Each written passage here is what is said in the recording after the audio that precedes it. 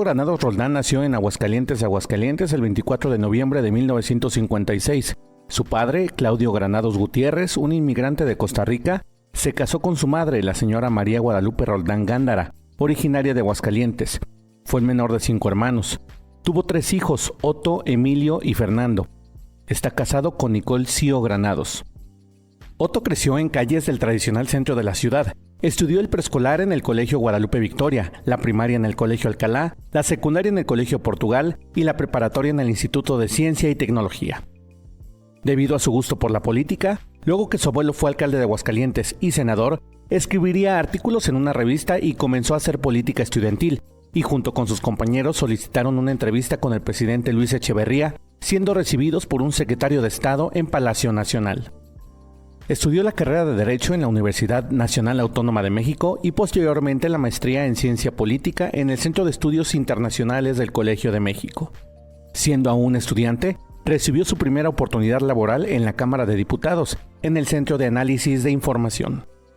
Más adelante le ofrecieron la coordinación de publicaciones de un centro de documentación política de la Secretaría de Gobernación, siendo su titular Jesús Reyes Heroles. A principios de los 80s participó de lleno en la campaña presidencial de Miguel de la Madrid, quien nombró a Jesús Reyes Heroles como secretario de Educación Pública, y este a su vez le hizo la invitación a Otto Granados para ser su secretario particular, una posición desde la que estableció importantes relaciones públicas y representó el inicio de una importante trayectoria en el mundo de la educación. Sin embargo, al fallecer Reyes Heroles en 1985, recibió la invitación para ser consejero político de la Embajada de México en España, donde estuvo alrededor de un año porque fue invitado por Carlos Salinas de Gortari a ser el oficial mayor de la Secretaría de Programación y Presupuesto. Tras haber ido desarrollando el gusto por la comunicación que adquirió desde su juventud, así como la relación que tenía con los más importantes medios de comunicación, en 1987 le ofrecieron la titularidad de la Secretaría de Información del Comité Ejecutivo Nacional del PRI, posición que le permitió adquirir experiencia en el ámbito político electoral y que a su vez le diera la oportunidad de coordinar en 1988 la campaña de la presidencia de la República. Fue entonces cuando el presidente Carlos Salinas de Gortari lo nombra director general de Comunicación Social y vocero de la presidencia, desde donde impulsó la más importante campaña mediática que ha tenido México y un presidente, que fue Solidaridad.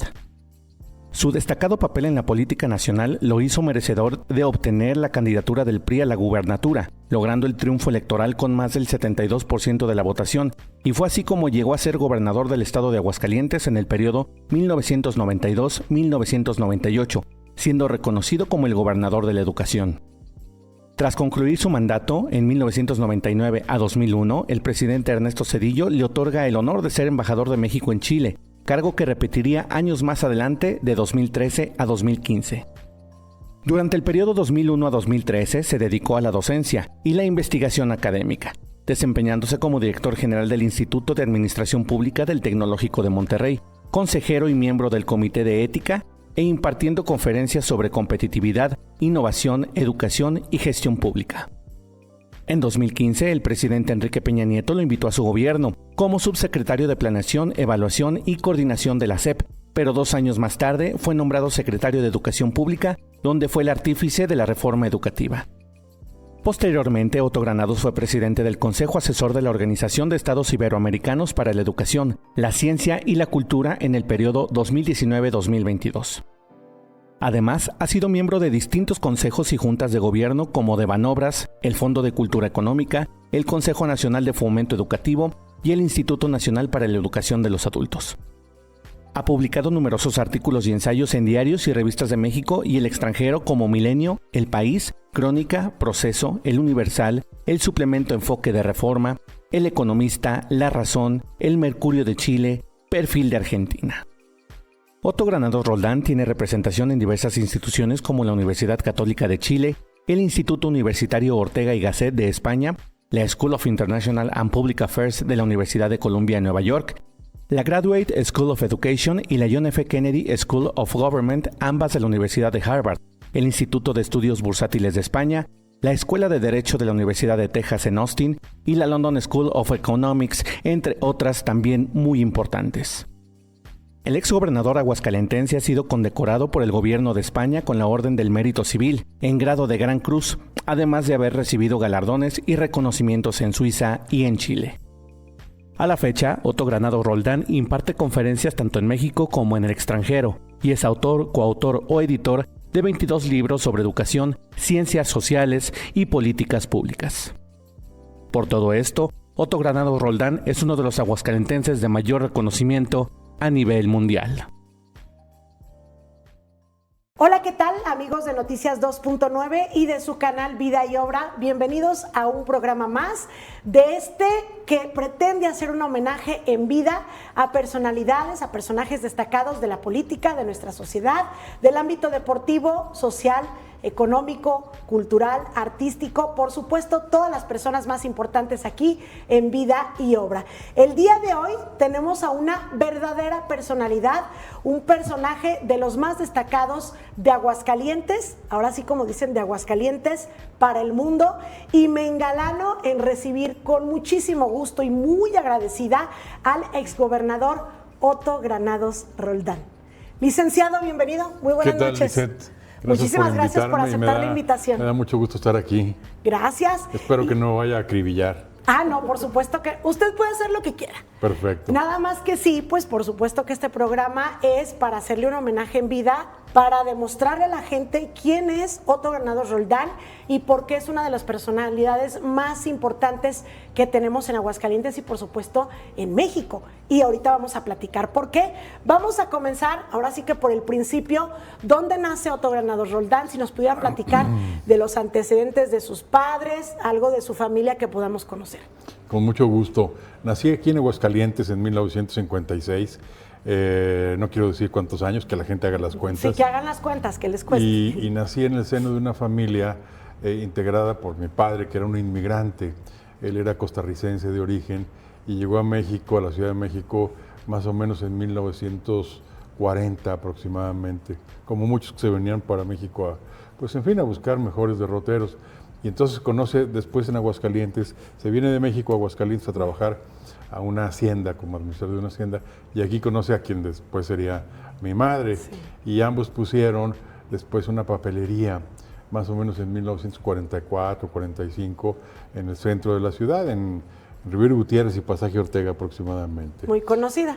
Exactamente, que fue muy conocida. Fui el más chico de una familia de 5 hermanos, lo cual siempre fue muy interesante, digamos, porque cuando uno es el más pequeño, pues ya los padres están un poco cansados y eso, entonces hace uno básicamente lo que quiere. Y eso fue mi caso. Y en general recuerdo que tuve una infancia bastante feliz. Nosotros, a los hijos, nos ponían a trabajar en la papelería. Más o menos yo creo que a los 10 años, 11 años, una cosa así, en las horas que no íbamos a la escuela y por supuesto los sábados. Y entonces me crié en un ambiente pues muy provinciano, entre la papelería, el Pasaje Ortega, y tenía amigos que vivían por ahí o cuyos padres tenían comercios también en esa misma zona.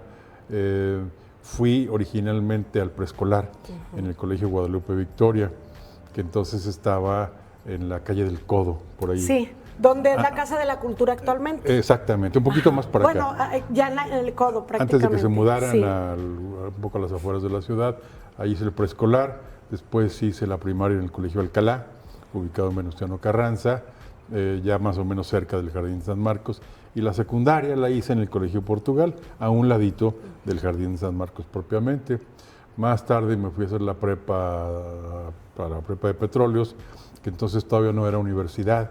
Estaba en la transición de ser Instituto de Ciencia y Tecnología a Universidad Autónoma de Aguascalientes, ahí hice la prepa, y después me fui a México a estudiar a la UNAM Derecho.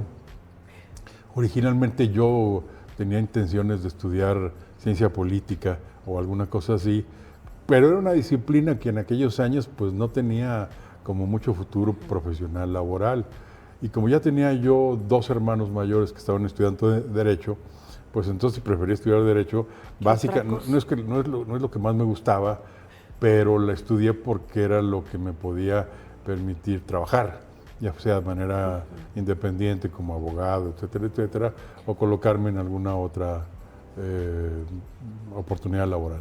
En esta infancia que me platica, siendo el menor y pues en un Aguascalientes clásico donde todo el mundo se conocía, ¿cómo era ese pequeño Otto en la infancia? ¿Era estudioso, no era travieso, desobediente? Vamos a ver, era un poco de todo. Nunca fui un estudiante de 10, pero creo que era buen estudiante, porque era así muy participativo, activo, etcétera, etcétera, en cuanto a la parte, digamos, escolar. La escuela yo la disfruté bastante, la verdad. Yo luego les digo a mi esposa, a mis amigos, que a mí la educación me gusta mucho, siempre me ha gustado, es la disciplina que profesionalmente más me ha llenado en la vida. Y yo creo que ahí están un poco los orígenes, porque disfruté mucho la escuela en general. Como le digo, Lisette, no era yo un nerd, como diríamos ahora, sino era un estudiante, digamos, promedio, pero en general aproveché muy bien la escuela. Y sí era un poco travieso porque pues era el más chico, entonces Claro. pues ya lo dejan a uno un poquillo más libre, etcétera, etcétera. Y sí, como le digo, pasé una infancia feliz, muy libre, que también le da a uno la oportunidad de hacerse como más responsable. La autonomía genera también un Sí, sentido que no estabas tan sobreprotegido como los mayores. Exactamente. Así que fue una infancia normal, promedio, como cualquiera en los años 50, 60. Y ese pequeño ¿qué soñaba ser de grande? Porque luego, lo decía ahorita, cuando está uno en la escuela, no lo analiza uno, pero al pasar de su vida, de los años, se da uno cuenta que hubo cosas que le marcaron a uno. ¿Cumplió en general algo que hubiera querido ser de niño digo, vamos a platicar ahorita de su carrera, pero ¿soñaba otra cosa? No soñaba realmente ni una ni otra. En aquellos años, pues era un poco difícil como atisbar el horizonte, así en muchos años por delante. No tenía una idea muy clara de lo que quería hacer, por lo menos cuando estaba en primaria o en secundaria. En fin, quería estudiar, pasármela bien.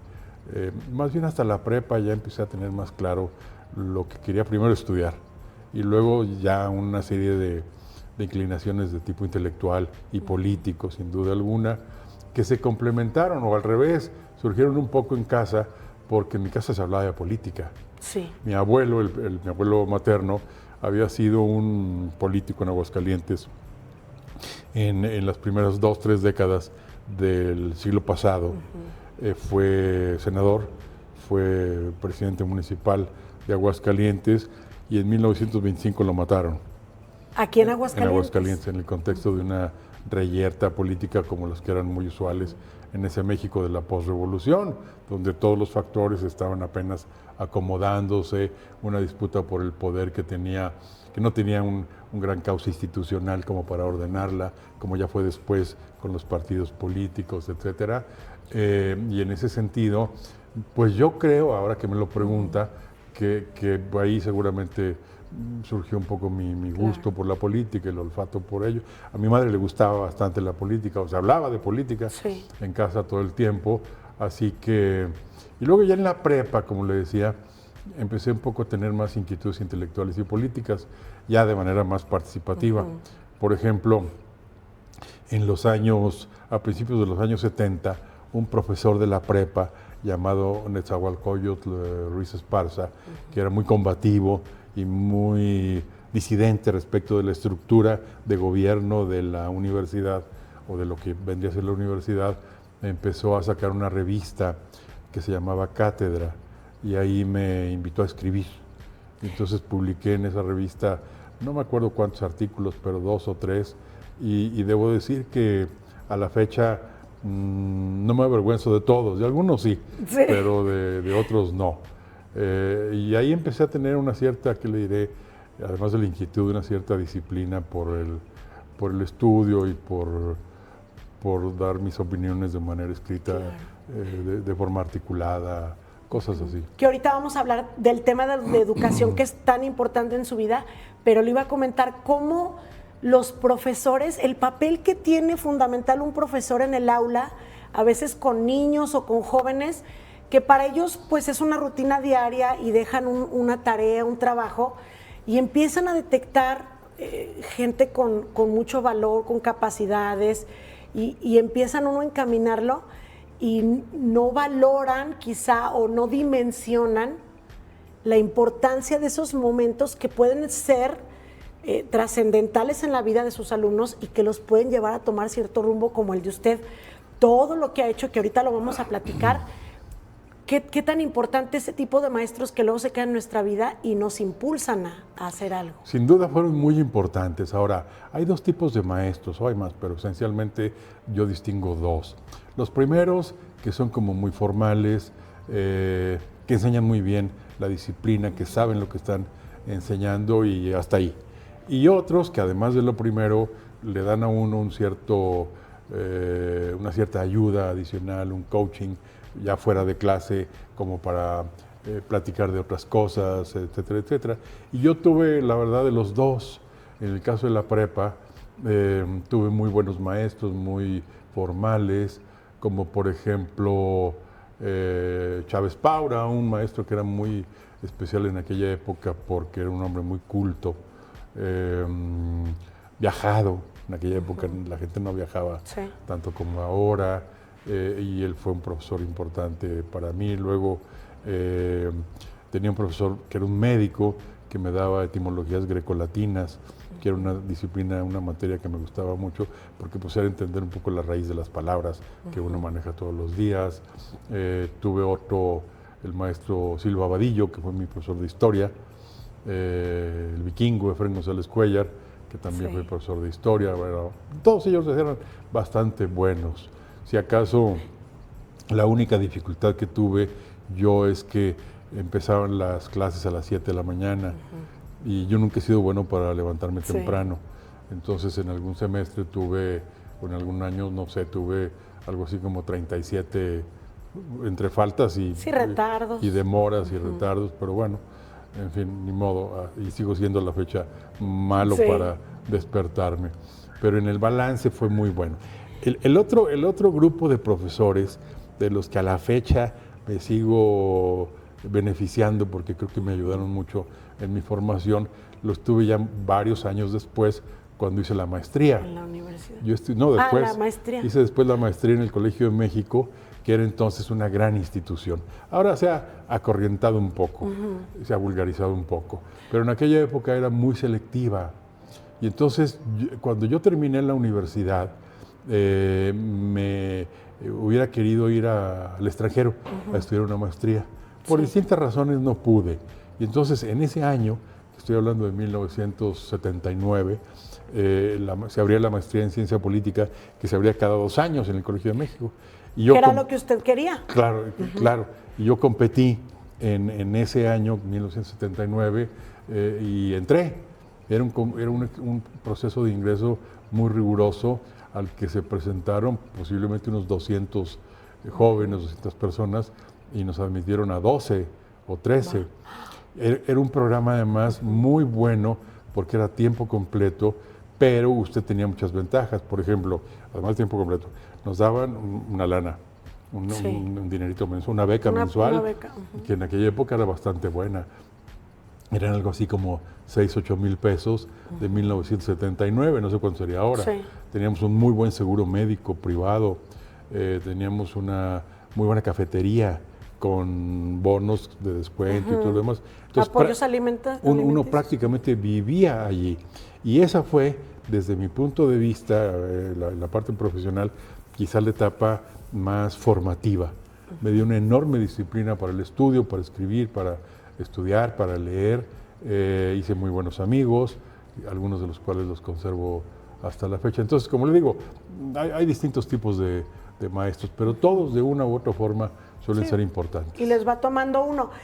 Dice, no quería estudiar Derecho, pero era de alguna manera, o sigue siendo, pues como una carrera muy básica, pero luego tiene la oportunidad de entrar a Ciencias Políticas. ¿Por qué le llama esto? Me decía, la educación en casa sin duda tuvo que haber influido, pero había algo en el México de entonces que le llamara, o sea, quería hacer política, entrar al servicio público. Sí, ya en los 70 ya tenía claro que ese era mi interés. No sabía cómo iba a evolucionar profesionalmente, desde luego, pero ya me gustaba. Por ejemplo, siendo todavía estudiante de prepa, estábamos, digo yo, una serie de amigos y yo, muy pendientes de la vida política del país. Por ejemplo, venía el presidente de la República, que en aquella época era Luis Echeverría, y lo seguíamos en la gira que hacía y todo lo demás. Visitó la Universidad Autónoma de Aguascalientes, allí en el edificio Gómez Portugal, el que está frente al Parián. Y para mí, pues yo tenía 16, 17 años aproximadamente. Fue muy impresionante ver a un presidente de la República, era la primera vez que lo veía en persona. Y Echeverría tenía una personalidad muy fuerte, en cierto sentido atractiva.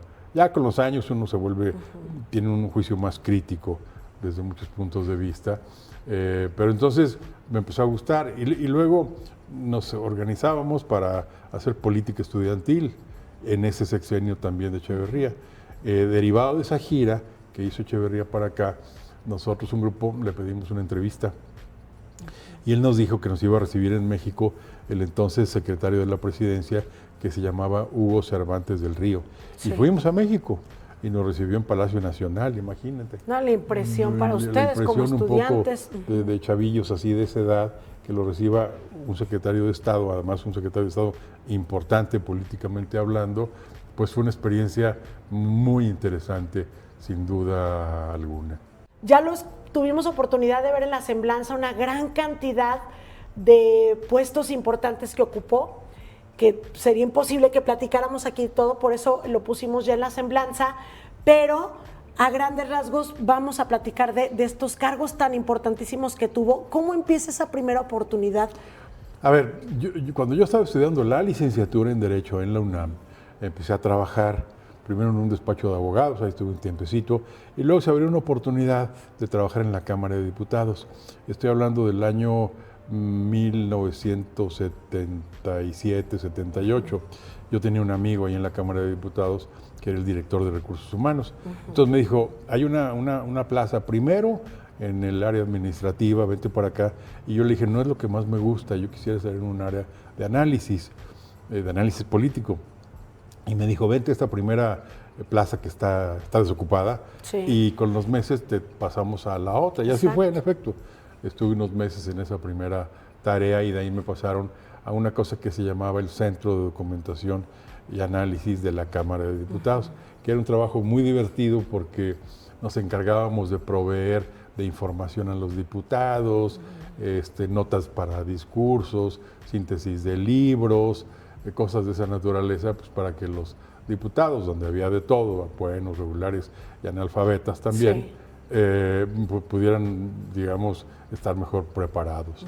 Y entonces, de ahí, no recuerdo bien cómo, pero ahí estuve un tiempo y resulta de que se abrió tenía necesidad de contratar la Secretaría de Gobernación a alguien para que coordinara las publicaciones y en ese año el licenciado Reyes Heroles, don Jesús Reyes Heroles, que era secretario de Gobernación, tenía a su vez un centro de documentación política que funcionaba como una especie de oficina de asesores, que fue muy buena experiencia. Y entonces, por alguna razón, a través de algún amigo común, me llamaron y me dijeron que si me interesaba la posición. Les dije que sí. Por supuesto, que de alguna manera lo que venía haciendo allá en la me Cámara. Pagaban 3 veces más que en la Cámara de Diputados, y mis compañeros y compañeras sobre todo, porque básicamente las mujeres eran un grupo de mujeres muy talentosas, que habían estudiado, muchas de ellas ciencias políticas, eran más grandes que yo, sociología, etcétera, hablaban idiomas, y entonces lo que hicimos en ese centro era tener áreas, digamos, una de traducción de documentos para pasarle al secretario de Gobernación, Reyes Heroles. También hacíamos síntesis de libros, estábamos suscritos a muchos periódicos en el mundo que llegaban por correo, pues no había internet. Y entonces de ahí seleccionábamos materiales interesantes para el secretario. Y además teníamos un área de publicaciones, que es la que yo directamente coordinaba. Ahí hicimos, por ejemplo, todas las memorias de la reforma política, curiosamente ahora que estamos en un proceso parecido de 1977, que se compilaron ahí, etcétera, etcétera. Y ya de ahí, la verdad es que ya mi trabajo ya era esencialmente intelectual y político. Entonces, en 1979, a principios, me parece, el presidente López Portillo se pelea con Reyes Heroles y don Jesús sale de gobernación. Y entonces yo salí con él unos pocos meses después, y fue cuando se abrió la convocatoria para entrar a hacer la maestría en el Colegio de México. Y fue en ese periodo que tuvo oportunidad de estudiar prácticamente de tiempo completo. ¿Cómo se da esta relación? Jesús Reyes Heroles es uno de los personajes más importantes también de la historia moderna de México en el tema educativo. Desde luego lo conoce ahí en la Secretaría de Gobernación, pero ya empieza a haber una relación directa. No directa. ¿O todavía no? No directa, porque aquel hombre era pues, el santón, el gran personaje, etcétera. Pero sí la tenía con algunos de sus colaboradores, particularmente con dos, que fueron un poco los que en esa época me apoyaron bastante. Uno de ellos llamado Gabino Fraga, que fue su secretario particular primero, y en ese momento era el director general de gobierno, que era una posición políticamente muy importante. Y el otro era Jorge Pinto, que era su secretario particular. Y los dos, con los dos yo tenía ahí sí ya bastante relación. Para bajarle la información. Para bajarle la información o para cosas que nos pedían, en fin, de distinta naturaleza. Con los dos hice una muy buena amistad. Y los dos fueron conmigo, como le decía, pues también apoyos muy importantes. En fin, hubo una cierta simpatía, etcétera, etcétera. Y después me fui a hacer la maestría del Colegio de México. Y cuando salí, Gabino Fraga, con el que ya tenía la anterior relación, era entonces el presidente de la Comisión Mexicana de Ayuda a Refugiados, en 1981. Era una comisión, cuando se vieron las primeras oleadas de refugiados centroamericanos a México, por razones políticas principalmente, México los acogió y creó México una cosa que se llamaba Comisión Mexicana de Ayuda a Refugiados, cuyo presidente era Gabino Fraga, y me fui a trabajar con él. Entonces así, bueno, pasó un poco el tiempo hasta el 81, que terminé la maestría, y luego viene el 82, y Gabino se va a la campaña del candidato presidencial Miguel de la Madrid, y me voy con ellos a toda la campaña del 81 al 82. O sea, y empieza ya a adquirir experiencia en tema político. Ya, totalmente, ya de partido, tiempo completo, política real, política viva, digamos. Aprendí muchísimo. Esta es una de las cosas, por cierto, en las que yo insisto ahora que veo mucha gente joven interesada en la política, pero estar interesada en la política desde el escritorio, desde el café, etcétera, etcétera. Entonces, la verdad es que se pierden de una oportunidad importante, que es conocer un poco cómo se hace política de tierra, exactamente. Que así fue un poco en ese caso de la campaña. Y ya gana de la Madrid las elecciones, forma gobierno y nombra a Reyes Heroles secretario de Educación. Sí. Y entonces él no tenía secretario particular, andaba buscando uno. Y Gabino Fraga, este personaje del que he mencionado, me recomendó con él.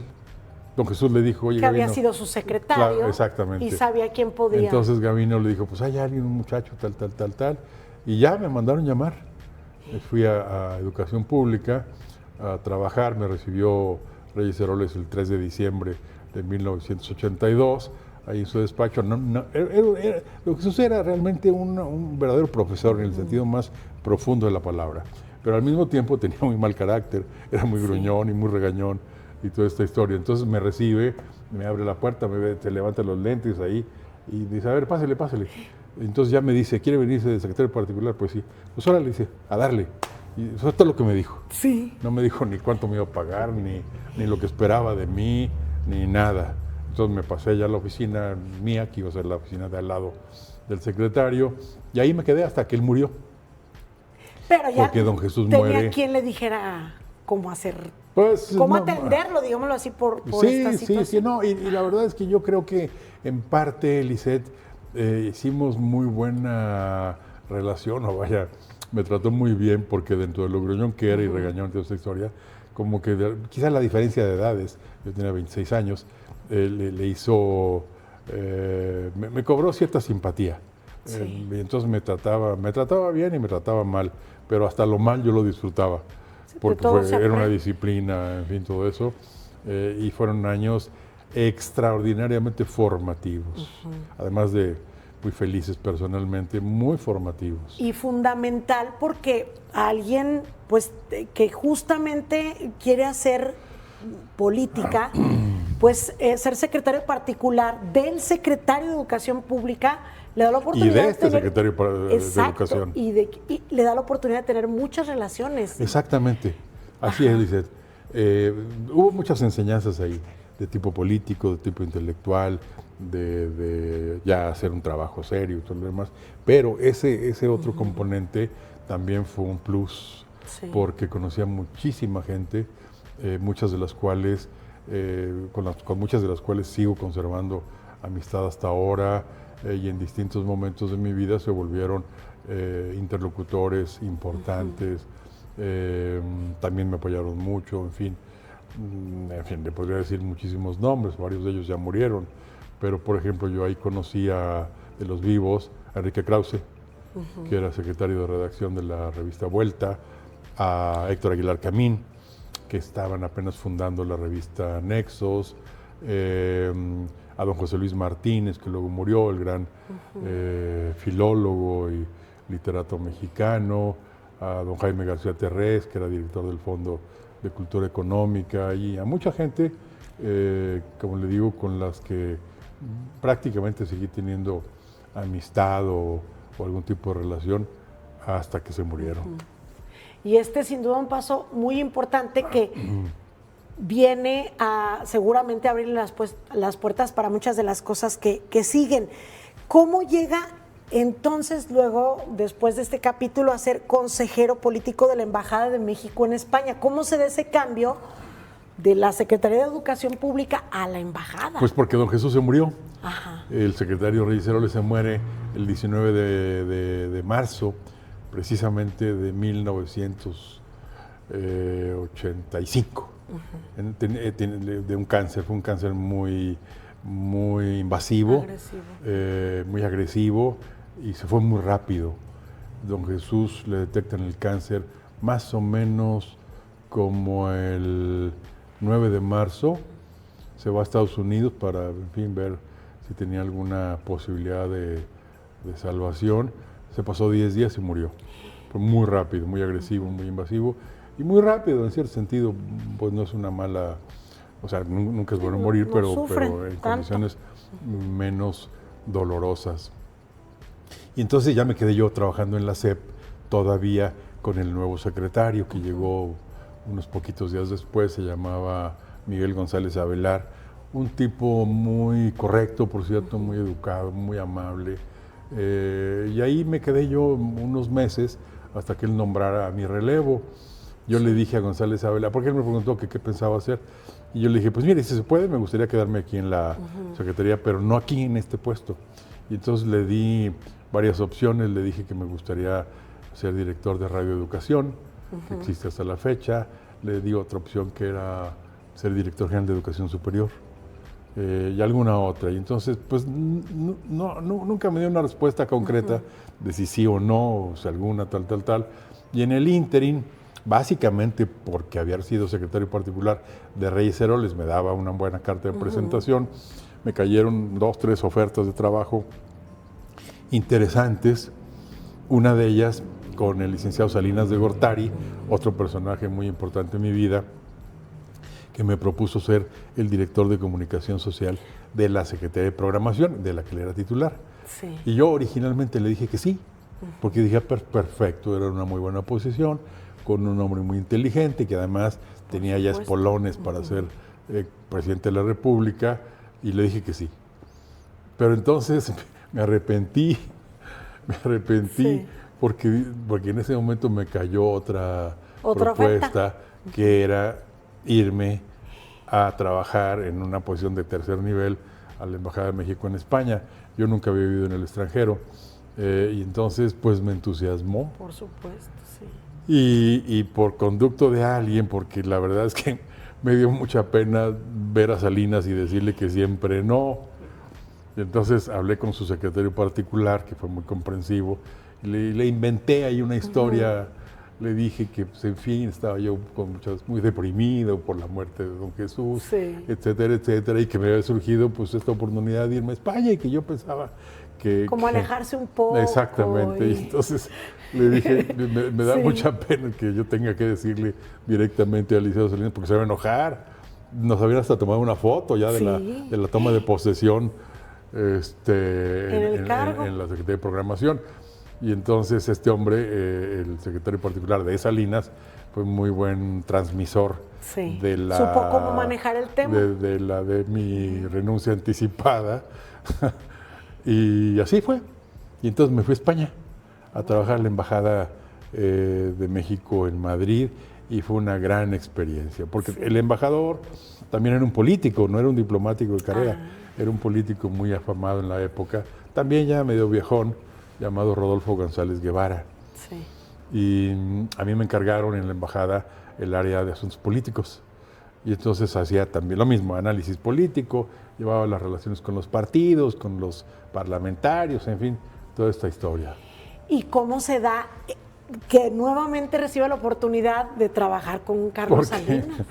¿Se vente para acá? Claro, porque digamos de esos momentos afortunados donde uno toma buenas decisiones. Como ya comenté, pues le dije que no a Salinas a esa primera oferta, me fui por España, pero desde España yo procuraba estar muy en contacto con él, con Salinas. Y entonces pues darle mantenimiento, y le mandaba libros, y le mandaba cosas, y todo lo demás. Así, y por supuesto desde la posición en la que estaba era muy importante como para hacerme presente. Y eso suavizó mucho el posible enojo de él, de mi primera negativa. Yo creo que y funcionó la estrategia. Entonces, al año y medio que tenía yo ya en España, un día me llama Salinas y estaba yo en la cocina del departamento donde vivía y contesté el teléfono y entonces ya me dijo, oye, te quiero invitar para que te vengas a México, que te vengas de oficial mayor de la Secretaría de Programación y Presupuesto. La oficialía mayor era la posición número 3 y era un puesto muy importante porque era el que llevaba la administración de la Secretaría. Y entonces, pues claro, tú puedes decir una vez no, pero dos no. Y aparte ya había vivido la experiencia. Y aparte ya había vivido la experiencia y me vine para acá y también fue una experiencia formidable. Porque en realidad, estoy hablando ya del 86, ya estábamos prácticamente en el diseño de la estrategia de la candidatura presidencial. Salinas no era candidato, tenía 6 competidores y él, eran 7 en total. Pero cada quien hacía su estrategia y su luchita conforme iba pudiéndose, que fue el caso. Entonces, yo no hice en esa posición mucha tarea administrativa propiamente hablando, sino más bien fue de tipo político y de comunicación social. Y justamente eso me llama, porque ahorita vamos precisamente a lo que viene, la comunicación. Importante todo esto, repito, comunicación, porque lo tengo que decir, la comunicación que tuvo en ese periodo en España con Carlos Salinas, la información que le mandaba, que sin duda lo fue posicionando para después ofrecerle la Secretaría en el PRI, ¿no? De comunicación prácticamente. Primero, cuando nos fuimos a la campaña y demás. Exacto. Lo que pasa es que yo desde varios años atrás me había inclinado un poco por tareas periodísticas, porque me gustaba mucho. Entonces, siendo yo muy chavillo, empecé a escribir en Proceso, en la revista Proceso, que además me quedaba muy cerca de mi casa, y empecé a hacer notitas sobre libros. Salían libros y todo lo demás, y yo escribí una reseña pequeña de 500 palabras, y se las llevaba, y me las publicaban y me pagaban 500 pesos, por cierto. Y así lo hice, publicaba casi 2 reseñas al mes en Proceso. Estoy hablando de los años 77, 78, 79, 80, hasta el 81 propiamente. Y luego también hacía en paralelo a mis actividades académicas como estudiante, hacía otras talachas, hacía guiones para televisión, en lo que era entonces Imevisión, hoy Televisión Azteca, y también me pagaban. Eso hacía correcciones de libros, en fin, hacía muchas cosas relacionadas con la parte editorial y con la parte periodística. Y luego, ya desde la Secretaría de Programación con Salinas, como decía, casi no me ocupé de lo administrativo, más bien de la parte de comunicación. Entonces nos fuimos a la campaña y ahí me nombra el coordinador de comunicación social de la campaña. Ya sabía todo lo que PRI. hacía. Sí, claro. Sí. Entonces yo llevé toda la campaña del candidato Salinas en el año de 87 y 88. Fueron unas elecciones muy complicadas, como es bien sabido, muy controvertidas. Y la parte de comunicación social, pues no había los instrumentos de ahora. No. Para totalmente nada. Entonces, diferente. era un poco más, ¿qué le diré? Más, pues más rústico, más tradicional. Y por lo tanto exigía, eso sí, ser más creativo, más ingenioso, más imaginativo. Para llegar a la gente. Primero, para diseñar una estrategia de comunicación que segundo, una vez ejecutada, llegara, en este caso, al votante que queríamos. Y así se hizo, y en general yo creo que salió bien. Como digo, en condiciones, fue una elección muy controvertida, muy complicada, pero finalmente se gana. Y entonces ya pasa la elección, su triunfo electoral es ratificado por la Cámara de Diputados, y él me llama como por septiembre del 88 y me dice: oye, he escuchado que a ti te gustaría ser secretario de Educación. Yo tenía 36 años. Tenía 32 años. Y entonces le dije, pues sí, le dije. Porque ya había estado en la CEP. Claro, y me encantó. Sí, por supuesto. Pues sí, le dije, la verdad es que sí quiero. Y él, muy comprensivo, Salinas, porque además tenía y tiene muy buen modo, me dijo: serías un excelente secretario, pero por ahora te necesito en la Dirección de Comunicación Social de la Presidencia de la República. Venimos de un momento muy complicado, la campaña fue muy complicada, no teníamos todos los activos con nosotros, había que hacer un gran trabajo de reconstrucción de relaciones con el electorado, con ciertos sectores de la sociedad mexicana. Entonces me dijo: entonces te quiero proponer esa posición. No era la que más me gustaba. Pero era la que él necesitaba. Pero en política, como digo yo, pues los políticos, en fin, no hay que ser de opciones, de obsesiones, sino de opciones. Y entonces pues era la opción que teníamos en ese momento y la tomé. Y que sin duda, digo, será porque yo como comunicadora lo veo de esta manera, pero si no funciona la comunicación, podrá estar muy bien toda la administración, pero si no llega a la gente lo que se está haciendo, es como tener algo guardado en una caja. Y fue sumamente importante esta comunicación que usted generó en la administración del presidente Salinas, sobre todo un programa que, lo digo convencida y mucha gente lo reconoce, incluso de la oposición, no ha habido una campaña más importante como mediáticamente hablando como Solidaridad. Sí, es verdad, es verdad.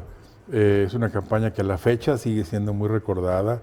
Mi esposa recuerda perfectamente bien los jingles de don no sé qué, que la pestañita, la lagrimita, te peinas, en fin, compadre, todas estas cosas, exactamente. Ya tenemos Antonio, sí, Exactamente. no, Y entonces, oye, está llorando Antonio, no, es que se me metió una basurita y todo lo demás. Sí, fue una muy buena campaña. La canción. Pero yo diría que había una cosa previa, que es la siguiente, y a la fecha lo sostengo. No hay buena comunicación social si no hay materia prima. Ah, bueno, también. Eso está clarísimo. Sí. Y entonces en este caso había materia prima, porque el programa de Solidaridad se diseñó muy bien para tener un tipo de acercamiento pues con los sectores más desfavorecidos de la sociedad, haciéndolos corresponsables. El programa tenía varias vertientes, escuelas, calles, en fin. Pero el chiste era que, a diferencia de estos tiempos, en donde básicamente regalan dinero sin ningún tipo de condicionamiento, aquella hacía corresponsable a la ciudadanía. Que era la solidaridad. Llegamos a tener en el país 250,000 comités de solidaridad, como digo, algunos para la escuela, otros para la calle, otros para el agua, otros para la luz, tal. y la gente decidía, había un presidente, un secretario, un tesorero y 3 o 4 vocales. A ver, pues entonces tenemos tal presupuesto, ¿qué vamos a hacer? Pues arreglar la escuela o arreglar la calle o lo que fuera, ¿no?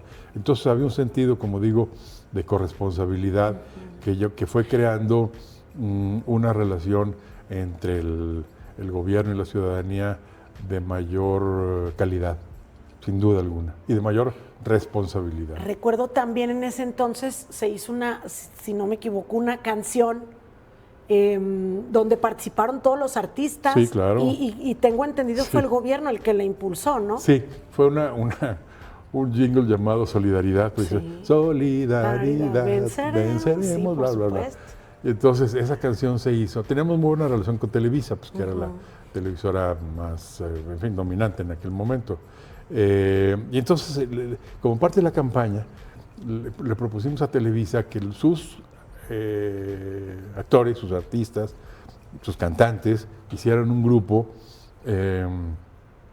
para interpretar colectivamente esta canción. Y entonces que sigue siendo recordada. Claro, se hizo la grabación y todo lo demás. Sí. Yo no sé cuántos se juntaron, pero quizás eran como 50. Bastante bien hecha, la verdad, y se sigue recordando. Sí. Se sigue memorizando el jingle. No, y no ha habido, bueno, creo que hubo otro esfuerzo similar, pero no tuvo el impacto. Hubo uno que se hizo antes, que a la fecha se recuerda, la de Lolita, la de los impuestos. Ah, sí, también. Y que decía, si pagas tus impuestos te encuentras con Lolita, sí, con Lolita. Si no los pagas te encuentras con Dolores. Sí. Y es así, esa también se recuerda mucho. Sí. Yo creo que estas dos, en mi opinión, Solidaridad y esta de Lolita, son las dos campañas posiblemente más exitosas que yo recuerde de los 80 para acá.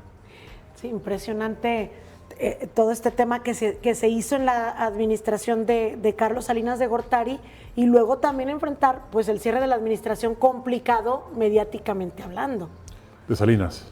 Sí, a mí ya no me tocó. Ya no le tocó. Porque en el año del 92 me vine como candidato al gobierno del estado. ¿Ay, cómo se da esta situación? Bueno, pues el presidente sabía que en mi caso y en otros casos también estábamos interesados en competir electoralmente en el estado de cada quien. Y él leyó muy bien esa intención mía. Yo traté de hacer mi mejor trabajo pues para ganar bonos sí. en la candidatura, etcétera, etcétera. Yo creo que al final quedó satisfecho de mi trabajo y además sabía que yo tenía este proyecto en mente, el venir a competir como candidato a Aguascalientes, porque hubo varias señales que él me dio, como por ejemplo en las elecciones del 91, que el PRI ganó abrumadoramente, nunca ha vuelto a tener la bancada que ganó en aquella ocasión, 308 diputados de 500. Andábamos en Los Pinos. Entonces iba yo de la oficina de él a la mía o al revés, y en eso él viene y me dice, ¿tú qué estás haciendo aquí? Pues como que le dije, estoy trabajando. Dice, ¿ya fuiste a votar a Aguascalientes? Y entonces yo dije, me olfateé ahí, dije, pues no he ido, pues ve, me dijo, y te regresas de inmediato. Entonces era una primera indicación. Y luego... ¿Te tienen que ver allá? Claro. Y luego hubo otra... No sé, ustedes se acordarán seguramente, se celebró aquí un aniversario importante de la Convención de Aguascalientes. Sí.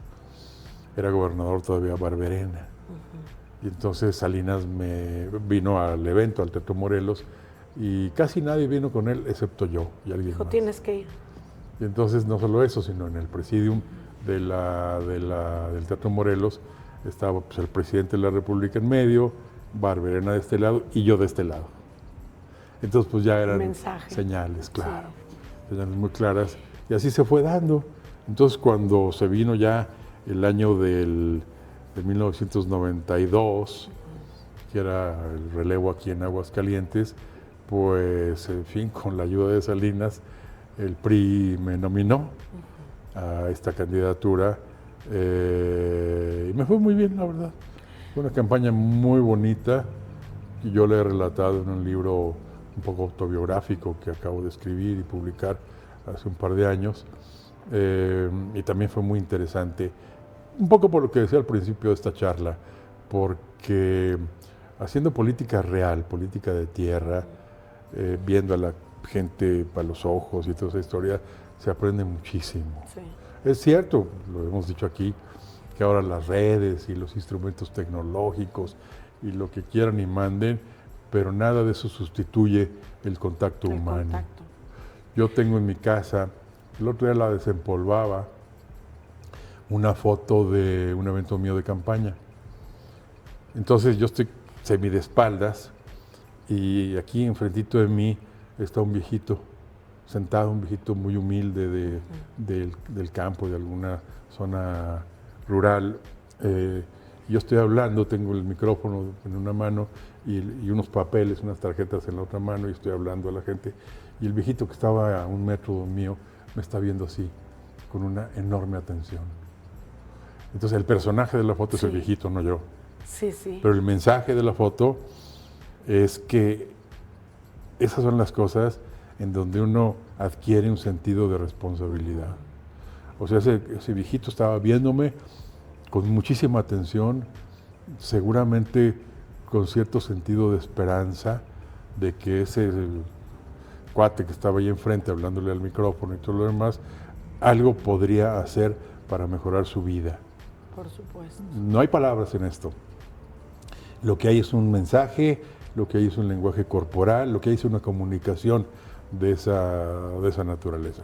Y eso es algo que desafortunadamente los políticos jóvenes de ahora sencillamente no entienden. Y creen que todo se resuelve, que todo empieza y termina con el tweet o con la foto o con el Facebook o con el TikTok. Está bien, hay que usarlos, pero esta escena que les describo dice mucho más y es muchísimo más aleccionadora. Sí, o que bajan a las colonias nada más para tomarse la foto y Claro, subir a las redes. claro. Esta intención de usted de venirse a Aguascalientes para hacer esta política y estar presente en el territorio, en el contacto con la gente y luego obtener, tengo entendido, magníficos resultados, porque ahorita las elecciones pues se ganan con 40 y tantos % desde hace muchos años y según tengo entendido usted ganó más del 70% 72% de los votos. limpiecitas, Sí, validadas por todos los impresionante. partidos, incluido el Partido de Acción Nacional, que era oposición. Sí, que no en aquel hubo momento. inconformidad ni estas cuestiones de que impugnan resultados. Esta responsabilidad que me decía de, pues estamos para la gente, para gobernar, cuando obtiene el triunfo, ¿qué viene para usted? Porque supongo es un peso también enorme porque... No, pues es Pues que es una a ver, muchas cosas. como yo digo, se hace campaña en poesía, pero se gobierna en prosa. Entonces, en campaña, pues sí, en fin, anda uno cargando niños, se retrata con las señoras, comiendo los tamales y los buñuelos, en fin, todo lo que es propiamente escenográfico de una campaña, que está bien y que hay que hacerlo. Pero ya que uno gana, es el momento de entregar resultados. Y lo que la gente quiere son resultados. Punto, nada más. Ahora también es otra confusión. La gente, como no da resultados, hacen campaña permanente. Y están barriendo el camellón o jugando el baloncesto en no sé dónde y tal. Está bien, digo. En fin, pero hay que dar resultados. Entonces, ya una vez que pasó la elección, yo ya tenía más o menos claras las 4 áreas donde quería enfocar mi gobierno, que eran educación, desarrollo social, desarrollo económico y una buena administración. Pues seguía la otra parte, que era integrar el equipo, que es una tarea muy difícil porque, pues en fin, se trabaja con seres humanos y eso no es un proceso perfecto. Entonces hay que tratar de integrar un equipo lo mejor posible, que dé resultados, que sepa de las áreas que uno le quiere encomendar. Y yo creo que en general armé un buen equipo. Posiblemente me equivoqué en 2 o 3 nombramientos, pero en general me parece que dieron resultados. Además era un equipo variado en términos de edad, porque yo tenía 36 años, ahí sí ya Entonces era muy joven. Muy joven para Y ser entonces, gobernador. pues, nombré como secretario general de gobierno, que es la segunda posición, a un hombre mucho más mayor que yo, que tenía 55 años, que había sido rector de la universidad, había sido procurador, etcétera, etcétera, porque dije yo, pues podemos ser buena mancuerna, ¿no? Sí. Un tipo ya mucho más maduro, el mensaje para la gente era que no iba a llegar un equipo de muchachos así Improvisados, imberbes, sí. improvisados, sino que había Experiencia. algunos jóvenes, más o menos de mi edad, pero otros también ya más experimentados, que podían además dar un buen consejo, una buena sugerencia y un sentido de equilibrio al conjunto del Y equipo. por supuesto respetado. Y por supuesto respetado. ¿Qué retos se enfrentó? Sin duda se recuerda su administración, creo yo, como de la educación, efectivamente, pero que nos pueda compartir qué obras y acciones fueron representativas de su administración.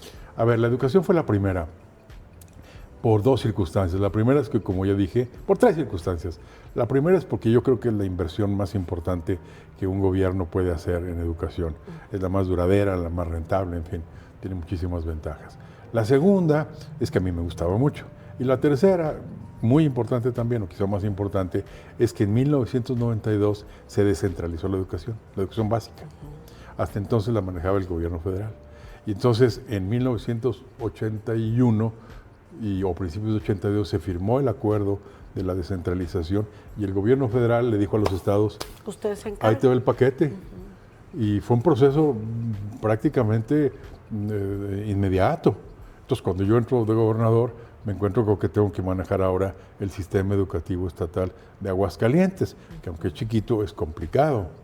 En aquella época debemos haber tenido, no sé, quizás unos 200,000 estudiantes, pero no teníamos ninguna experiencia, el Estado no tenía ninguna experiencia de gestión institucional de la educación, lo que implica las escuelas, lo que implica el sindicato, lo que implica los logros de aprendizaje, etcétera, etcétera, etcétera. Entonces, pues, ahora sí que las tres circunstancias que acabo de comentar, pues se combinaron para que esa fuera la primera prioridad. Y entonces nos dimos a la tarea, primero, de crear una institución ya formal, que es el Instituto de Educación de Aguascalientes ahora, tener una primera ley estatal de educación, no teníamos, y se expidió muy rápidamente, por cierto, yo entré en diciembre, para marzo del año siguiente, del 93, ya habíamos expedido, promulgado la nueva ley estatal de educación, y así sucesivamente. Esa fue la primera parte. La segunda parte, o el segundo eje importante, era el crecimiento económico. Sin crecimiento económico no hay nada. Y eso tenemos que aceptarlo, porque en este caso el país, estamos en 2026 ahora, el crecimiento económico nacional del año pasado fue de 0.8%. Ni siquiera llegamos al 1%. Entonces es un desastre. Si no hay crecimiento es un verdadero desastre. Por fortuna, Barberena fue muy buen gobernador, muy buen ejecutor, y su sexenio, en su sexenio debe haber crecido la economía estatal poquitito menos del 4% anual, lo cual es bastante bueno. Sí. Y luego ya se vino el mío. En mi sexenio crecimos más o menos a una tasa promedio de 4,2%, a pesar de que sufrimos en 1995 una caída del 7%. Sí. Entonces, cuando yo veo los gráficos con las barras de los 6 años, la primera barra, que es el 92, pues altita, 93 igual, el 94 igual todavía, y 95 se cayó bárbaramente. Tuvimos un crecimiento consecuencia del error de diciembre del 94. Pero fue muy curioso porque esa caída se sintió más drásticamente de enero a agosto del 95. Y lo vimos en las cifras de empleo del Seguro Social. Pero en el mes de septiembre empezó a repuntar. Y octubre, y noviembre, y diciembre, y al final del día. Bien el año. En el año, no cerramos bien, pero menos drásticamente que lo que anticipábamos al mero principio. Entonces, ese sexenio, el mío, como digo, la tasa promedio de crecimiento sexenal fue, pues sí, como de 4.2, 4.3% aproximadamente. Que fueron, por cierto, 5 sexenios de Barberena hasta Lozano, del 87 hasta el 2016, que Aguascalientes tuvo un crecimiento promedio casi cercano al 5%. Muy importante. Es un crecimiento importantísimo. Ahora se nos ha caído un poco en los últimos 2 sexenios, en el actual y en el anterior. El anterior fue negativo porque se le atravesó la pandemia, Sí. lógicamente, y el actual, yo creo que este quinquenio, porque son 5 años ahora, va a terminar, si le va bien, en 2% nada más, que es un crecimiento.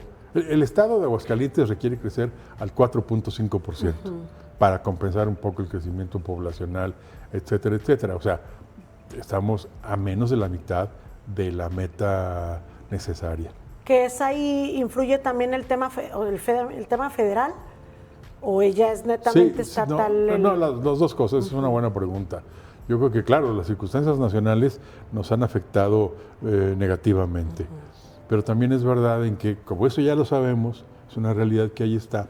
Entonces lo que tenemos que hacer es pensar nosotros de manera más autónoma qué podemos hacer localmente como para mejorar. Sí. Entonces, a mí como digo, en la parte económica también, en el balance de los 6 años, pues yo creo que fue bastante satisfactorio. Y luego se atravesó una circunstancia muy favorable, Lisette, de la cual sigue viviendo este país, que fue la entrada en vigor del Tratado de Libre Comercio. Es justo lo que le iba a comentar, el Tratado de Libre Comercio. El Comercio. tratado empieza el 1 de enero de 1994. Fue una muy buena cosa. Viene la caída del 95, pero 96, 97 y 98. Se empezaron a ver los resultados. Se empezaron a ver los resultados. Y entonces yo creo que eso hizo, como dije ya, que en el promedio de mi sexenio, pues los resultados fueran bastante satisfactorios, la verdad. Y en general, ¿cómo sintió ya esta parte? Un gobernador tiene que ser duro, tiene que ser firme, pero ese contacto con la gente trató de mantenerlo. ¿Cómo lo sintió? Ajá. Sí, a mi modo. Bueno, en fin, cada quien tiene su estilo, su personalidad, pero sí, por supuesto que sí. Pero lo que decía ahorita es importante. Un gobernador, la primera obligación de un gobernador es dar resultados, no es caerle bien a la gente, dar resultados. Si además de dar resultados usted le cae bien y es simpático, perfecto, muy bien, pero eso ya depende, es una segunda variable que depende de las características personales de cada quien. Entonces, pues uno tiene que tomar decisiones que pueden no gustarle a la gente, y ni modo, así hay que hacerlo. Ahora viene en su administración, usted le entrega al Partido Acción Nacional por primera vez, viene... Bueno, yo no, el electorado fue el que le entregó. Bueno, hubo ya un cambio de partido porque anteriormente pues era PRI. En México en general se empezaron a dar los cambios hacia el Partido Acción Nacional. ¿Qué representó para usted de manera, digamos, lo personal esto? Porque efectivamente muchas personas luego creen que es culpa... Pues sí. Del gobernante que se va, el que la gente haya cambiado. O sea, se toma como, pues a lo mejor una inconformidad. Recordemos que la primera gubernatura que pierde el PRI después de su largo reinado fue en 1989 en Baja California. Ahí fue la primera, que fue un cataclismo en el PRI, pues no se lo creían, en fin, y así pasó. Y luego vinieron Chihuahua, otros estados más, Guanajuato, en fin. Así que era una ola. Y en el caso de Aguascalientes fue una circunstancia, digamos, parecida. Además, a nosotros se nos atravesó la crisis del 94-95, que fue, desde el punto de vista político, devastadora. Nos pegó muchísimo en el ánimo de la gente, en la psicología de la gente. Entonces, pues, era casi insalvable. Y añadamos un factor. El candidato que el PRI mandó fue muy mal candidato. Era un candidato, en efecto, muy experimentado desde el punto de vista de la política partidista, pero era un candidato que había salido de Aguascalientes a principios de los años 70, cuando el estado era todavía un estado pues semirural o algo así, y cuando él vuelve, 20 años o un poco más después a ser candidato, este estado ya había cambiado. Sí. Se urbanizó, se industrializó, la gente tenía mayor nivel de escolaridad, etcétera, etcétera. Entonces fue un pésimo candidato. Y no lo ubicaban mucho como de Aguascalientes. No, sí. No su presencia tanto aquí. Sí, pero era un viejo político, Olivares, era un viejo político, como digo, que era bueno para las tareas del PRI y toda esa historia. Y entonces él creía, y esa generación creía que con el voto de San Pancho, del Llano, Pues sí, pero el estado ya se había urbanizado, como está urbanizado Casi todo hasta la está fecha. concentrado aquí. Claro, entonces el perfil del votante ya había cambiado.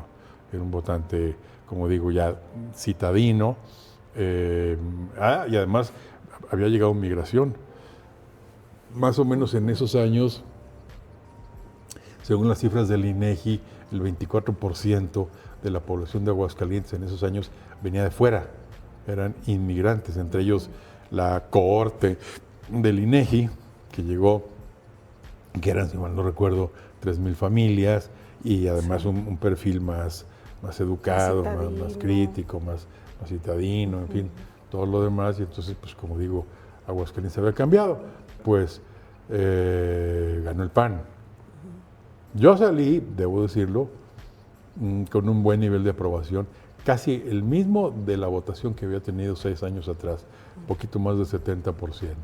Entonces, pues, algunos sí en efecto, en el PRI viejo, me intentaban echar la culpa de que tal. Pues yo salí bien, yo entregué bien, con un buen nivel de aprobación y con buenas cuentas en todos los sentidos. El problema ya ahí era el partido, porque ya era el que estaba enfrentando. Y el candidato. Y pues Y continúa además con hay los que problemas. decirle que el candidato del PAN hizo una buena campaña, era un hombre muy conocido aquí, muy populachero, etcétera, etcétera. Entonces, pues también todo se juntó como para claro, que la alternancia fuera prácticamente inevitable. Visto a la distancia, tratando de hacer, como le llaman, historia contrafactual, yo me pregunto cómo podríamos haberle hecho para ganar, y pues no encuentro muchas cosas distintas. No había manera. No había manera. Luego viene para usted algo muy importante, que es la embajada de México en Chile. ¿Cómo se da esta invitación? En el mes de febrero del 98 ya, yo fui a ver al presidente Zedillo. Precisamente lo fui a ver para que habláramos de la candidatura del PRI. Entonces yo le llevé las encuestas, le llevé 3 o 4 encuestas y le dije, pues mire, estos son los que parecen más competitivos. El más competitivo de los posibles candidatos del PRI en ese momento era Fernando Gómez Esparza.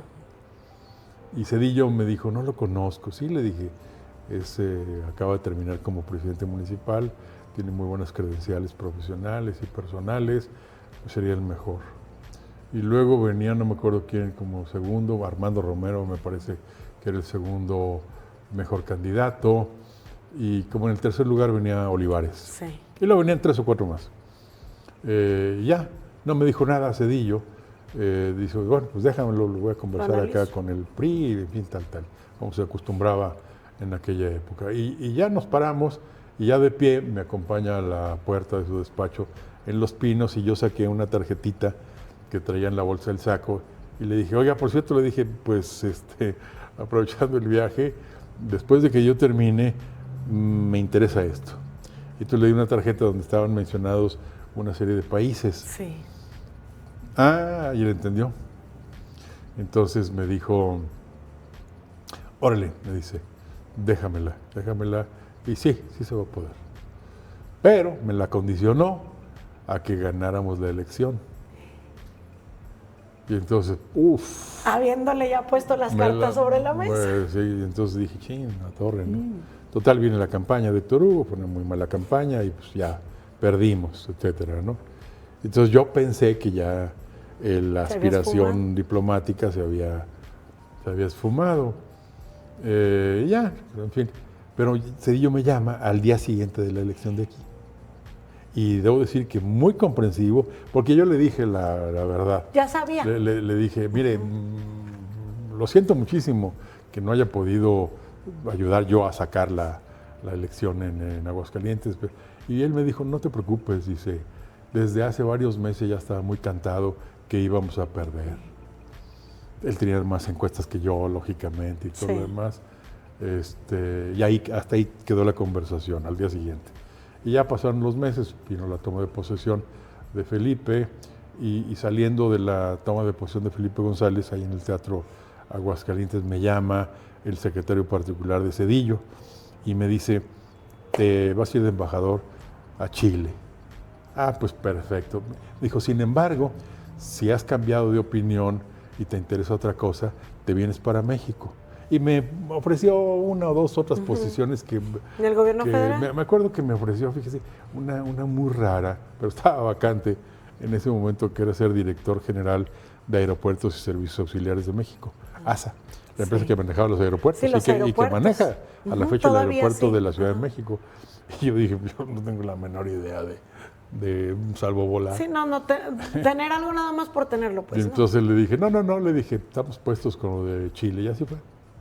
Y que de hecho después volvió a ser embajador. Es correcto, varios pero años después volvió a ser dos embajador. periodos de embajador y sin duda, bueno, en ese ínter viene también, por supuesto, ya empiezan las conferencias, Sí. la docencia en diversas instituciones, ya lo pudimos escuchar en las semblanzas, infinidad de cargos que no los podríamos ahorita platicar, pero vienen muchísimas cosas muy importantes. Luego viene nuevamente el regreso a los cargos públicos, a la política. Sí, la verdad es que yo este segundo y último tramo nunca me lo imaginé, porque regresando de Chile, yo salí en el 98 de aquí, y luego ya me fui para Chile y todo lo demás. Y regresando de Chile de la embajada, era el año 2001. Entonces dije, pues ¿a qué me voy a dedicar? Ah, por cierto, el gobierno de Fox, que había ganado a través del canciller que él nombró, Jorge Castañeda, me ofrecieron. Castañeda primero me llama y me dice que si me interesaba ser embajador en Singapur. Y yo le dije, pues órale, me gusta, Singapur es un país interesantísimo. Y le dije que sí. Pero después, en fin, por algunas circunstancias se desdijo y me ofreció un consulado en Vancouver, que es una ciudad muy bonita y lo que ustedes quieran y gusten, pero pues no hay mucho trabajo. Dije yo, pues es más bien como una beca para viejitos, una cosa así. La ciudad es hermosa desde muchos puntos de vista, pero dije, me voy a aburrir, casi no hay comunidad mexicana, en fin, y le dije que no. Entonces dije, bueno, pues perfecto, ya tomé una decisión, ¿y ahora qué voy a hacer? Y así caí al TEC de Monterrey. Primero a dar clases y luego a hacer investigación, y luego me fui para Monterrey a fundar y a dirigir un pequeño instituto de gestión pública, de administración pública, y total, en ese periodo me pasé 12 años, del 2001 al 2013, entre Aguascalientes y Monterrey, trabajando siempre para el TEC de Monterrey, que ha sido, creo yo, mi segunda vocación, la vida académica. Me gusta mucho también la investigación, en fin. Dar clases también me gusta, es un poco aflojera uno, porque, pues, en fin, lidiar con chavales, pues, tiene lo suyo. Pero fueron 12 años muy, muy buenos, muy productivos, muy intensos. Daba un montón de conferencias, escribí en los periódicos. Libros, etcétera, etcétera. Y entonces ya en el 2012, que gana el PRI nuevamente con el licenciado Peña Nieto, se me ocurrió a mí volverme a ir de embajador. Ya dije, ya estuve 12 años aquí en el TEC, y en fin, quizás es hora de cambiar, aprovechar un poco esta oportunidad de que voy a ganar el PRI. Aparte muy joven. Y ya conocía yo a Peña. Y en fin, había una simpatía. Y entonces, pues, le planteé la aspiración al secretario de Relaciones Exteriores, el primero, del licenciado Peña Nieto, que era José Antonio Meade. Y le dije, oye, me interesa serme embajador. También le di varias opciones. Sí.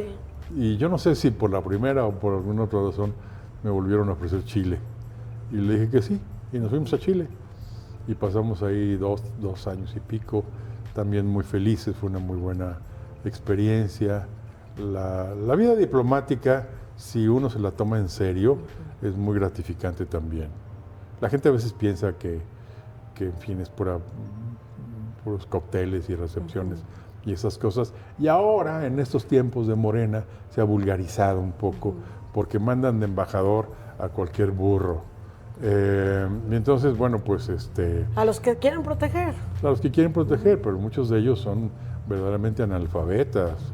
Y son varios, en embajadas muy importantes, como España, en fin, como otras más, como Estados Unidos. No, antes era un cargo respetado y ahorita... Entonces, una embajada, uno puede tomársela, todo cabe en un jarrito sabiéndolo acomodar, como dice el refrán.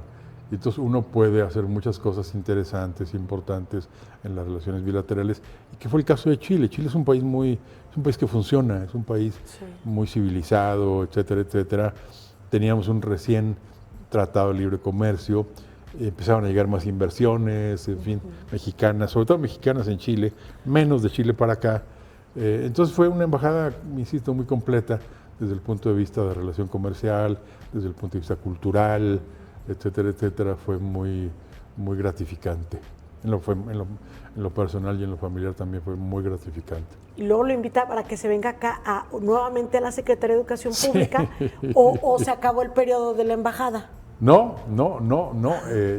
Ya teníamos como 2 años y pico, y entonces pues vino la presidenta Bachelet a México a una visita oficial, y el presidente Peña Nieto le ofrece una comida en el castillo de Chapultepec.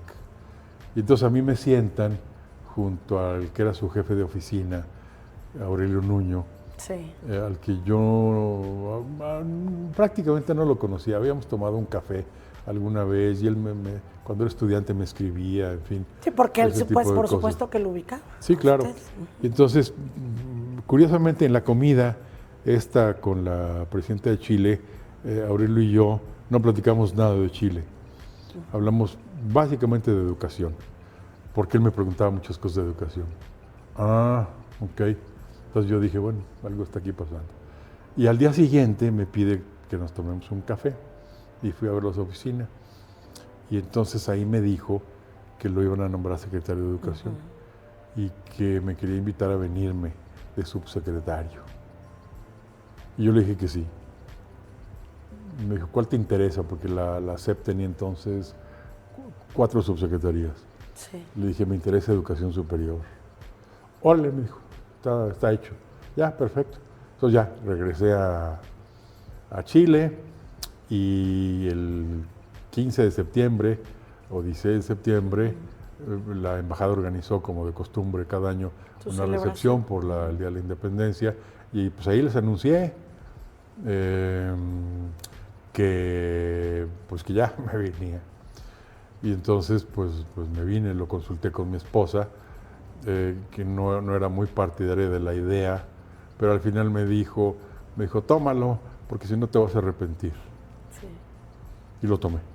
Entonces nos vinimos un poco con ese mixed feelings, ¿no? Por un lado el entusiasmo, pues en fin, de volver a la CEP, y por otro dejar un país con el que habíamos hecho muchas amistades, lo habíamos pasado muy bien, y así nos vinimos.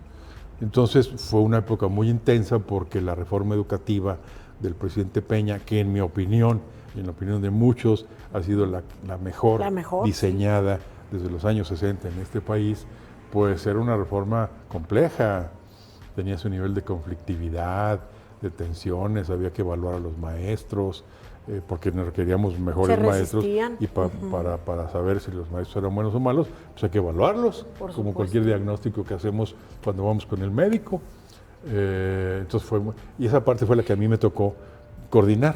¿Los foros que se realizaron de la reforma educativa? Esa parte no. Como dije al principio, ahorita me iba a venir de subsecretario de Educación Superior, pero en el ínterin Aurelio me dice, mejor te quiero pedir que te vengas a la subsecretaría de Planeación y Evaluación, que era la más importante, porque es el subsecretario del ramo, pero tiene que ver con las evaluaciones. Entonces recién nosotros llegamos a México, mi mujer y yo, pues como en septiembre o algo así, del 2015. Ni siquiera llegamos, tenemos una casa en México, y ni siquiera llegamos a vivir allí, sino a un departamento en la Avenida Juárez, que está muy cerca de la CEP, mientras se desocupaba la casa, y desde ahí empezamos a coordinar las evaluaciones, la primera de las cuales fue 2 meses después, en noviembre, concretamente del 2015. Fue una experiencia muy compleja, como ya dije, pero al final muy satisfactoria, Lisette, porque ese proceso complicado, técnicamente complicado, políticamente difícil, sindicalmente muy conflictiva, pues lo que quieran y gusten, pero pasaron por los procesos de evaluación de los distintos 1.667.000 docentes. Unos para ingresar a la carrera, otros para ascender en la carrera y otros para permanecer en la carrera. Por ejemplo, de los maestros que se evaluaron o que concursaron, mejor dicho, para entrar como profesores, pues se presentaron aproximadamente 400,000 a lo largo de esos años. Que tuvieron la oportunidad. Y de ellos contratamos, porque tuvieron las mejores calificaciones, 202,000. O sea que teóricamente podemos decir que los procesos de evaluación, de concurso de oposición para entrar a la carrera, permitieron contratar a los mejores. ¿Y qué? Porque antes, acuérdense ustedes, y ahora han vuelto esas malas prácticas, malas mañas, era el dedazo y dárselas a los parientes o a no sé qué, tal, como lo hace ahora el CENTE. Entonces han vuelto un poco esas malas. La venta de plazas. Justo lo que regresó. le iba a comentar. Hoy una plaza, entren a Facebook y ahí pónganles venta de plazas docentes. Y les van a salir muchos casos en distintas partes del país, de a 100,000 pesos, de 300,000 pesos, dependiendo del tipo de plaza. Una de las últimas encuestas que levantamos ya en 2018 mostraba que de todas las reformas que hizo Peña Nieto, la mejor evaluada era esta, con el 67%, la educativa. Pero por otra parte, las encuestas que se hicieron entre profesores tenían un alto nivel de aprobación, porque muchos de ellos contestaban que ahora sí eran condiciones más transparentes. Sí. No había que quedar bien con el líder sindical o pagar un dinero por una plaza, cualquiera de esas prácticas que había y que han regresado ahora precisamente. Entonces, en el balance me parece que fue bastante buena. Pero además hay que recordar, Lisette, que el fin no es tener buenos maestros, es un medio para que el fin sean los logros de aprendizaje.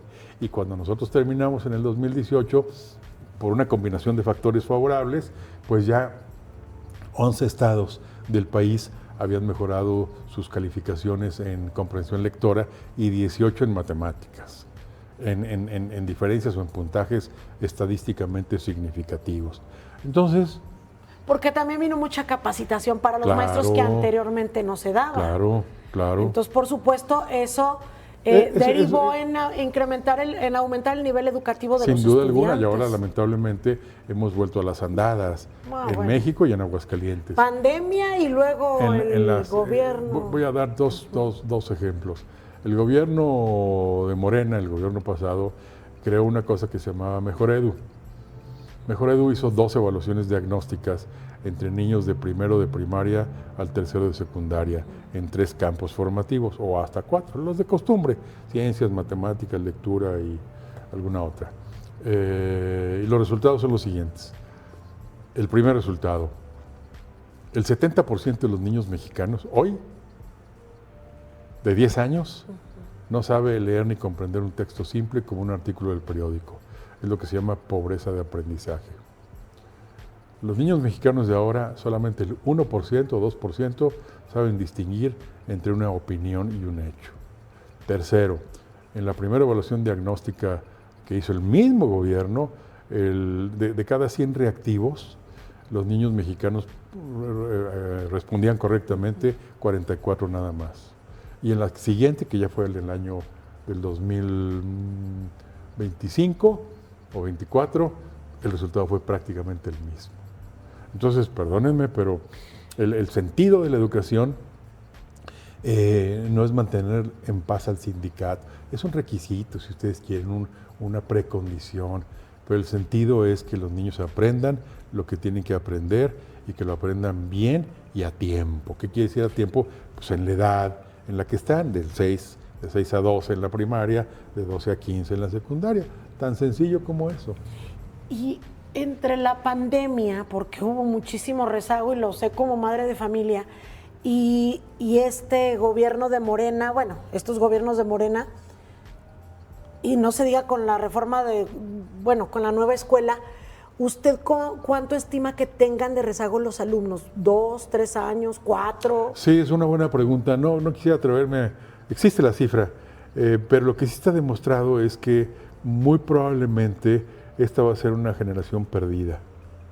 O sea, los logros de aprendizaje de estos niños, más bien, los malos logros de aprendizaje de estos niños que están actualmente en primaria y en secundaria, se van a reflejar fundamentalmente cuando estén en la prepa y si llegan, cuando estén en la universidad. Entonces, estamos en una situación verdaderamente crítica que se está volviendo de emergencia. Si no lo corregimos, ya hay poco tiempo para corregirlo. Entonces, en ese sentido, me parece que lo que ha hecho este gobierno federal en materia educativa es un crimen. Y esos son los promedios nacionales, Lizeth. Pero si vamos a los promedios estatales, mucho peor. Nada más les voy a dar un ejemplo, que es un ejemplo duro. De cada 100 niños que inician primaria y terminan la universidad en Ciudad de México, terminan la universidad 67, de cada 100. En Chiapas, de cada 100, terminan la universidad 15. Entonces estamos dando los promedios nacionales, sí, los que acabo yo de dar. Pero si bajamos ya a verlo estado por estado, la situación es crítica, muy crítica. Y como siempre pasa, los estados pobres, de familias pobres y de niños pobres, son los más castigados. Y que, digo, por supuesto que nos importan los niños, pero esas consecuencias las va a sufrir el país en unos años. Sin duda. Y las va a sufrir en la economía, en la seguridad, en la estabilidad emocional, vamos, en la sociedad en general se van a sufrir las consecuencias. Y se va a volver más desigual, porque el mundo está cada vez más competido y se compite sobre la base pues, de la experiencia, de la capacidad, de la preparación que usted tiene. Entonces, en la medida en que se ha vuelto mucho más competida la economía, el reclutamiento de talento, etcétera, etcétera, pues pasan el aro los mejores. Sí. Y bueno, retomando este tema de la educación, está en la Subsecretaría de Planeación. Luego viene entonces la salida de Aurelio Nuño, sí, y es entonces que llega como secretario de Educación Pública. ¿Lo imaginaba? No, la verdad es que ya me había hecho un poco a la idea de que, pues no, en fin, era un proyecto que en el ínterin, pues jamás me lo imaginé. Pero entonces viene esa circunstancia favorable, Aurelio se va a la campaña del PRI a coordinarla y entonces faltaba un año y entonces pues se viene quien lo reemplaza. Hasta donde yo sé, el presidente Peña Nieto analizó 3 candidatos y pues me nombró a mí. Y entonces entré de secretario de Educación el 6 de diciembre del 2017 y claro, pues comprenderán ustedes que fue un enorme gusto porque ahí empecé mi carrera y entonces terminarla ahí pues es una suerte de la vida. Y amante, ¿no?, de la educación y con toda la experiencia que tenían. Claro, y entonces fue un año también complicado y eso, pero sinceramente la pasé muy bien. Sí, ¿no? Impresionante. Y ya ahí prácticamente, pues, se acaba porque luego vienen los triunfos de Morena, el triunfo de Morena, y usted ha seguido en la docencia, cargos sumamente importantes que ha tenido, pues, a nivel internacional, porque continúa, por supuesto, con las conferencias, siendo miembro de consejos de diversas organizaciones a nivel internacional. Sí, yo salí en 18 y en 2018 ya estaba yo, porque no yo en lo personal, sino el secretario de Educación, que en ese momento era yo, presidía yo el Consejo Directivo de la Organización de Estados Iberoamericanos para la Educación, que es un organismo internacional que ya tiene más de 70 años de fundado, digamos, la versión iberoamericana de la UNESCO, por decirlo así. Y al mismo tiempo estaba como miembro del Consejo Ejecutivo de la UNESCO, precisamente. Entonces, cuando se viene mi salida, el nuevo secretario general de la OI, que es en español, me ofrece presidir el Consejo Asesor. Y ahí estuve 4 años. Mi periodo era de 4 años, del 2019 al 2022, a fines del 22. Y luego he continuado con la OI, nada más ahora como miembro del Consejo Asesor y haciendo asesorías con otras universidades, en fin, casi todo relacionado, no casi todo relacionado con el mundo de la educación.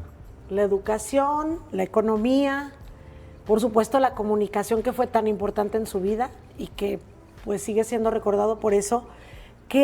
¿Cuáles de estas áreas le sigue gustando más, la educación? Pues a ver, sí, no, sin duda, esa y el gobierno del Estado. La posición de ser gobernador de un Estado, de cualquiera, pero este pues, es un estado más o menos ordenado, que le ha ido bien. Es muy gratificante porque a diferencia de lo nacional, uno aquí ve los resultados más rápidamente. O sea, usted tiene que construir un hospital nuevo con las mejores condiciones y en 6 años se lo puede echar rápido. En cambio, a nivel nacional, ser presidente de la República y cambiar las cosas de manera cierta es una tarea titánica, donde muy rara vez se ven los resultados. Y aquí no. Entonces, esa es una circunstancia muy gratificante. Hace rato me preguntaba un poco de las cosas y demás. Al final de mi administración hicimos un librito que se llama Los hechos, las razones y las obras. Es un libro muy bonito con básicamente fotografías, muy ordenado, donde trae un capítulo, por ejemplo, de los museos que hicimos, que el Museo del Número 8, que el Descubre y demás, que las casas de la cultura, cosas de ese tipo, y ahí están las fotografías de todas las obras, los datos, de cuánto fue la inversión, etcétera, etcétera. Y eso, verlo a nivel del país, en un país tan complejo como el nuestro, tan heterogéneo, tan desigual, y no puede uno cumplir ronca. muchas cosas que quisiera, y ahí supongo hasta cierta frustración, ¿no? A Claro, nivel personal. por supuesto. Entonces, a nivel de un estado, y no solo de de muchos más, la tarea del gobierno estatal es una tarea, insisto, muy gratificante porque uno puede ver el resultado del trabajo. Y la otra, que también, en fin, fue la SEP, por supuesto, la parte de educación, que ahí es una tarea de más largo plazo. Para que una reforma educativa dé resultados, según la experiencia internacional, puede tardar una generación de 15 años, o una generación y media, como es el caso de Finlandia. Finlandia es uno de los países que siempre sale muy bien rankeado, pero ellos hicieron su primera ley de reforma educativa, la sacaron en 1963 y salieron en primer lugar en las pruebas PISA de la OCDE en el año 2000, o sea, pasaron 37 años. Sí. Eso es algo ¿Es sembrar?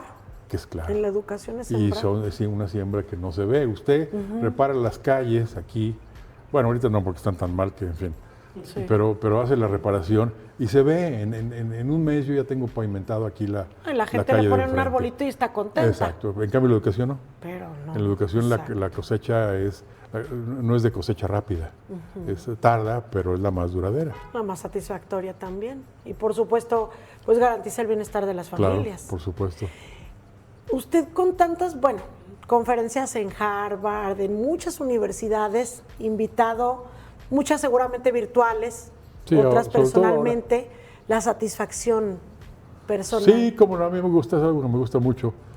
Ahora se ha vuelto más fácil porque con el Zoom, pues en fin, usted puede hacerlas como quiera, en el momento que quiera y demás. Claro, la experiencia de ir físicamente, como fue el caso de la Panamericana el otro día que fui, también es muy interesante porque, pues, como quiera que sea, como lo decía en el caso de la foto de mi campaña esta, que les describí, el contacto humano es muy, en fin, muy alentador, muy estimulante, ayuda mucho, pero sí, en efecto, es algo que me complace hacer. Y justamente eso me lleva a esta pregunta. Con tantos cargos tan importantes, tantas invitaciones, oportunidades, porque me decía, desde joven quise viajar y tuve la oportunidad de tener cargos en otros países. ¿Por qué quedarse en Aguascalientes? ¿Por qué seguir en Aguascalientes? Porque hay gente que ya no regresa. Sí, pues yo, digamos que es una buena pregunta. La primera razón fue porque vino la pandemia. Y entonces dijimos, mi esposa y yo, pues vámonos para Aguascalientes.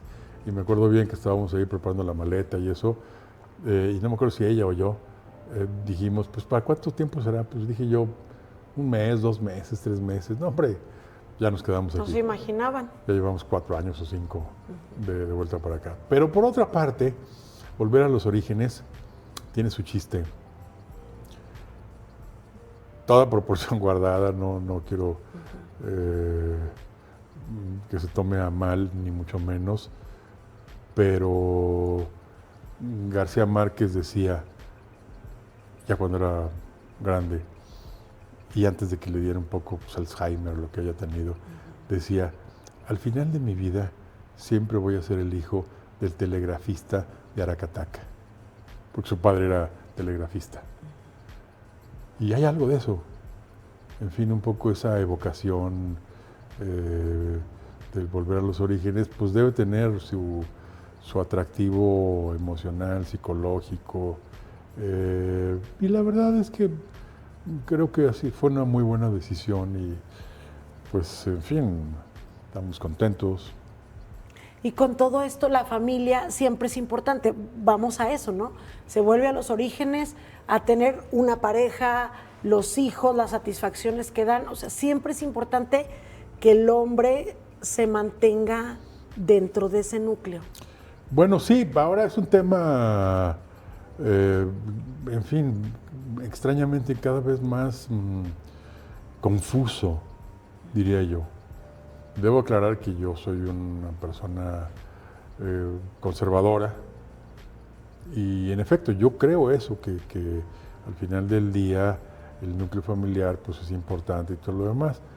Ahora las nuevas generaciones ya no lo valoran tanto, el cambio en los patrones de composición familiar también se ha modificado mucho en el mundo, por razones que aún no están suficientemente claras,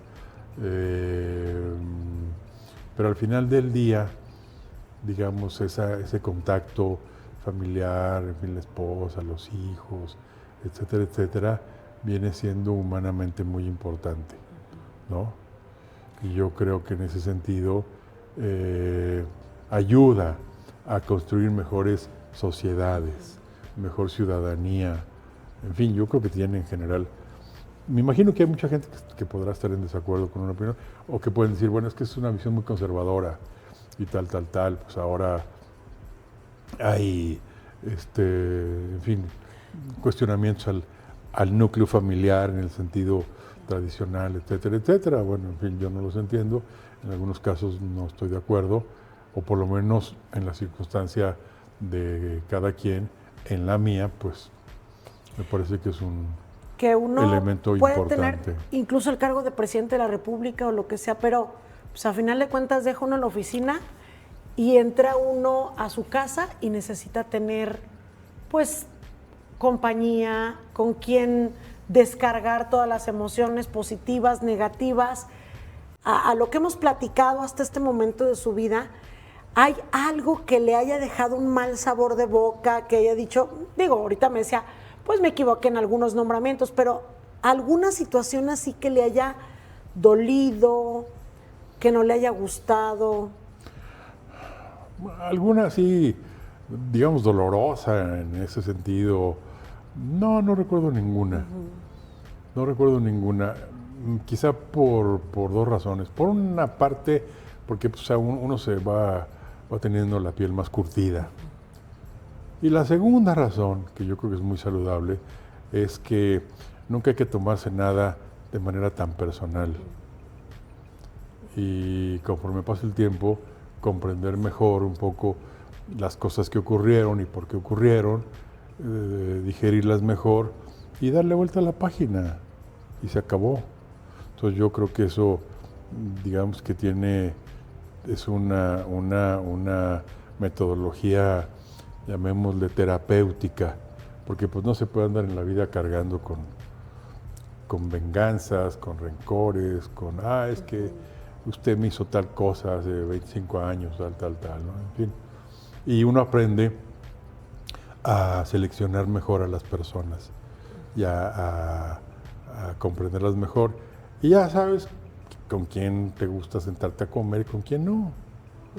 Y aprende uno a distinguir las buenas personas de las malas personas. Que eso es algo que yo recomiendo mucho.